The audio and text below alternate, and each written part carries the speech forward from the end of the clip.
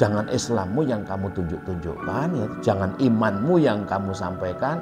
Kalau Islammu yang kamu tunjukkan, kamu akan bertengkar. Kenapa? Karena pada benerin suatu karan. Kalau imanmu yang kamu tunjukkan, kamu akan saling mengkafirkan. Iman Islam yang kamu sajikan adalah ihsanmu, yaitu kebaikanmu, alias akhlakmu pada orang lain.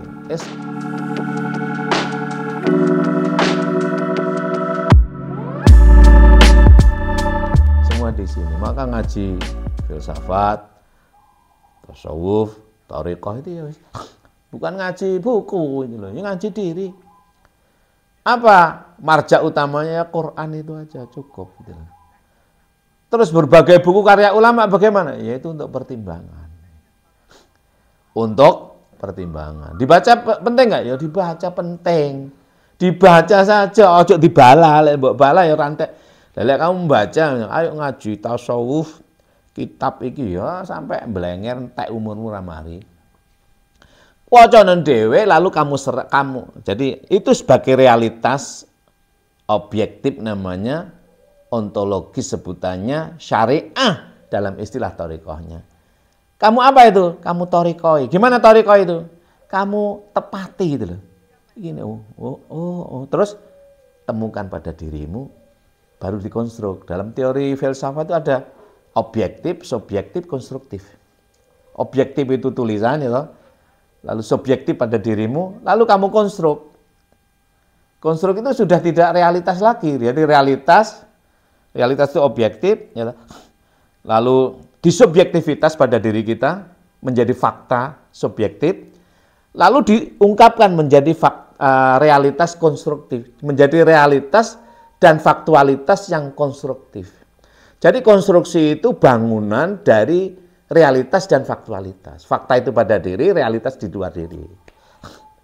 Ini istilah-istilah filsafat ya, gini-gini. Rotok bulat, ini istilah-istilah dalam dunia filsafat. Tapi intinya sama, diri kita itu. Yang di luar diri kita sebagai realitas yang objektif apa adanya, itu ojo disuguhno. Itu ibaratnya berambang. Brambang, bawang, uyah. Ketahui, brambang, bawang, uyah. Ya. Untuk apa itu? Ditorikoi namanya, di subjektivitas. Itu realitas di subjektivitas. Brambang ini tak campur uyah, tak campur iki, tak dadekno menjadi bumbu ya. Ya toh? Lalu campur iki menjadi soto. Soto ini namanya konstruksi.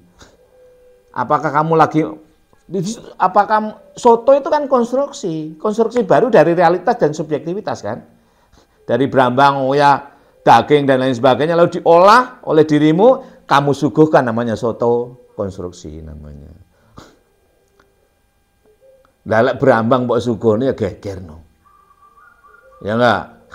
Lelek syariah mbok kongkon mangan ya gegeran. Artinya syariah itu ojo dibahas.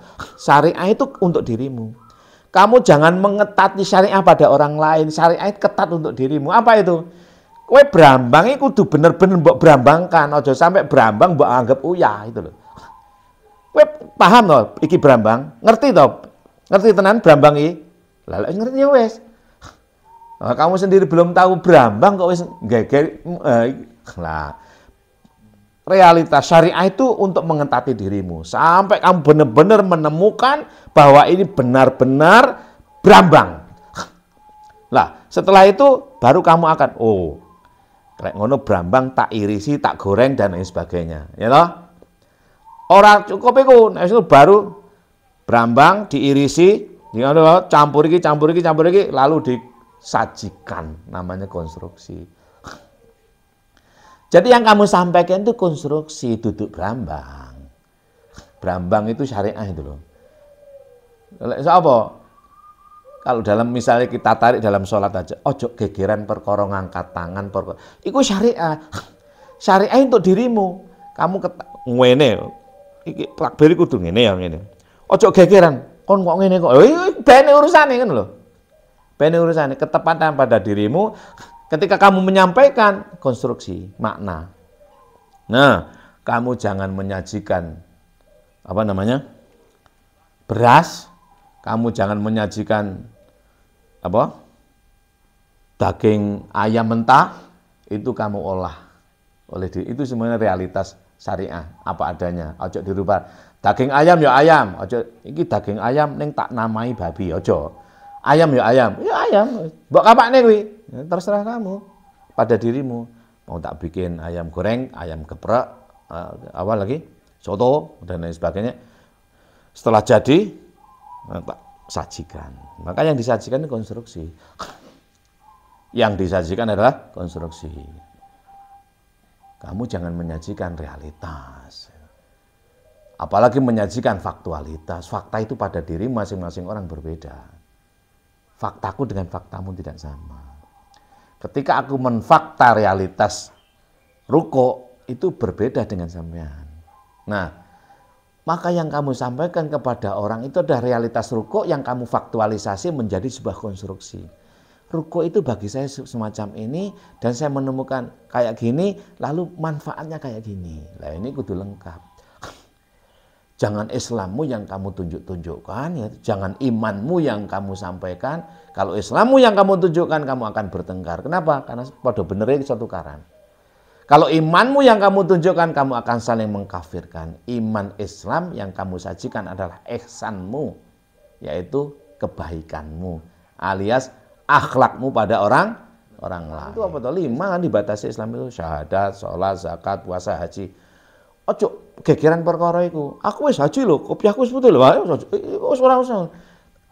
Ojo imanmu, kon percaya kok lho. Iman enggak bisa dilihat, fenomena batin. Ya toh? Iman seiman seagama belum tentu sama, enggak sama kan? Enggak sama. Ya imanmu untuk dirimu, Islammu juga kamu taati untuk dirimu, yang kamu sajikan Islam iman adalah ihsan, kebaikan akhlakmu. Ojo nampilkan sholatmu. Oh, sholatmu untuk dirimu, imanmu untuk dirimu. Ya. Yang kamu tampilkan akhlakmu, menghormati, menghargai, ya toh, lemah lembut dan lain sebagainya. Baik, saya akan kembali kepada qiyam, gandengnya takbiratul ihram. Kenapa kok qiyam? Ya qiyam itu berdiri tegak kanannya, wa aqimus shalah, baru wa atuz zakah, warka'u ma'ar raki'in. Qiyam. Ini sebenarnya kalau di syariah dan thariqah itu beda jadinya. Qiyam, kenapa qiyam ini kok nanti ada iktidal juga qiyam kan? Tapi kenapa kok tidak Allahu Akbar tapi sami Allah huliman hamidah? Kenapa kok sami Allah itu huliman hamidah? Kok sami Allah itu liman hamidahu? Terus kenapa Rabbana walakal hamdu mil as-samawati wa mil al-ardi wa mil ma syi'ta min syai'in ba'd? Itu kenapa kok begitu? Satu-satu nanti dipreteli supaya kita menemukan itu. Ya Allah. Jadi kita benar-benar sholat itu untuk zikir ya. Ya. Innani anallah la ilaha illa ana fa'budni wa aqimis sholata li dzikri. Itu dalam surat Thaha surat ke-20 ayatnya 14. 20-14. Jadi sholat itu ingat Allah. Ingat Allah itu bagaimana toh? Pertanyaannya, apa iso toh ingat Allah itu? Ingat Allah itu ingat Rasulullah. Ingat Rasulullah, ingat Kanjeng Nabi, ingat Kanjeng Nabi, ingat keterpujian Kanjeng Nabi itu Muhammad, terpuji akhlaknya. Ingat Muhammad itu ingat diri itu ingat sholat itu ngerti makna gerakan dalam sholat. Kalau kamu mengerti makna gerakan dalam sholat, gerakan dan juga ucapan serta kolbu dan tartib dalam sholat, maka kamu nanti akan ingat Muhammad, ingat Rasulullah, ingat Allah, itu loh. Wajib bingung, cinta, apa ingat Allah gimana? Kalau Allah kamu ingat gue, tambah keliru loh. Nah, jadi maksudnya begitu pada dirimu, maka tasawuf itu pada dirimu, tidak pada diri orang lain, tapi dirimu saja. Diriku dan dirimu saja, diriku. Jadi enak itu loh. Ibadah juga enak nih, nyantai. Maka kalau kamu sudah selesai dengan dirimu, tidak akan bermasalah dengan orang lain. Kamu diimami oleh siapapun tidak ada problem. Kenapa? Dirimu sudah selesai. Loh aku biasa kunut, imamku enggak kunut, enggak masalah. Gitu loh. Nggak masalah. Kenapa? Kamu udah selesai.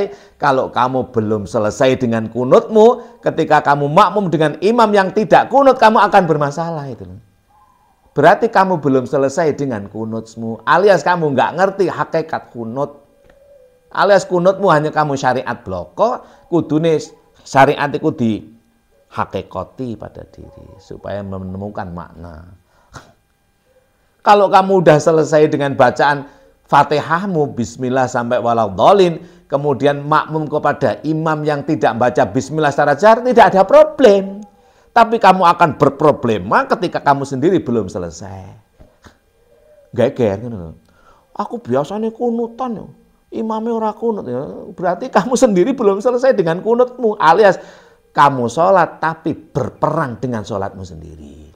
Makanya kudu mbok ihramkan. Apa itu ihram?